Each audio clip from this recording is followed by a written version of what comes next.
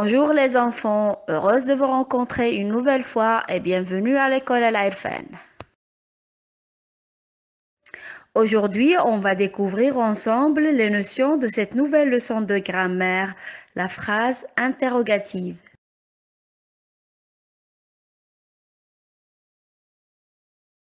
Faisons ensemble ce petit rappel, mes enfants. D'abord, on se pose la question, qu'est-ce qu'une phrase interrogative? Observez ces mots. Phrase interrogative, on a ici deux parties. La première, c'est phrase et la deuxième, c'est interrogative.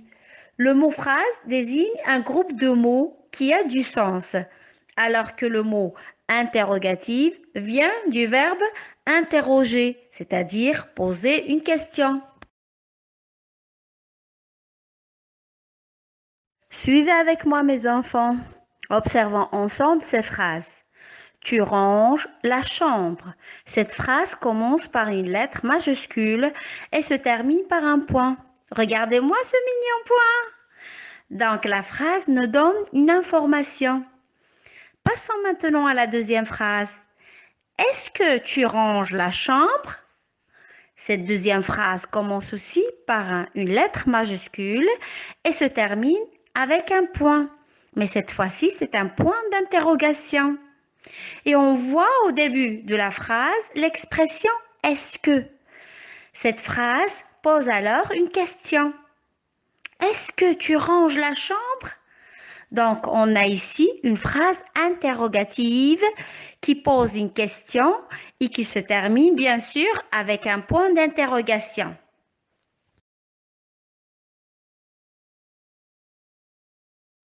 Maintenant, vous allez me dire comment peut-on reconnaître une phrase interrogative? Je vous lis les phrases et on saura la réponse. Est-ce que tu ranges la chambre? Pourquoi tu ranges la chambre? Comment tu ranges la chambre? Qui range la chambre? Alors, toutes les phrases qu'on a ici se terminent avec un point d'interrogation. C'est clair les enfants, vous le voyez bien. Et on voit que chaque phrase commence par une expression. Est-ce que, pourquoi, comment, qui.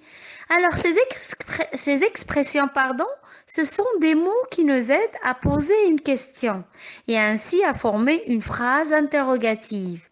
Mais attention les enfants, il ne faut pas oublier le point d'interrogation, sinon il sera fâché.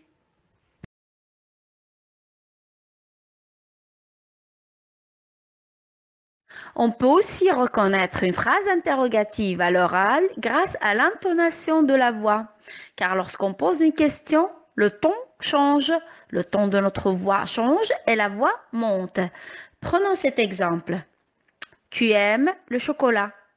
Vous voyez, c'est une phrase simple, une phrase déclarative qui commence par une majuscule et se termine, bien sûr, avec un point à la fin. Et qui a un sens, c'est-à-dire qui veut dire quelque chose. Tu aimes le chocolat.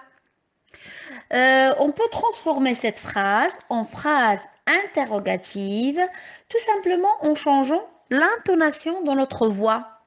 Écoutez-moi bien. Tu aimes le chocolat? Là, vous voyez, j'ai posé une question. Tu aimes le chocolat? Je me demandais si tu aimes le chocolat. Alors, et vous, vous aimez le chocolat? Bien sûr, vous allez me dire oui.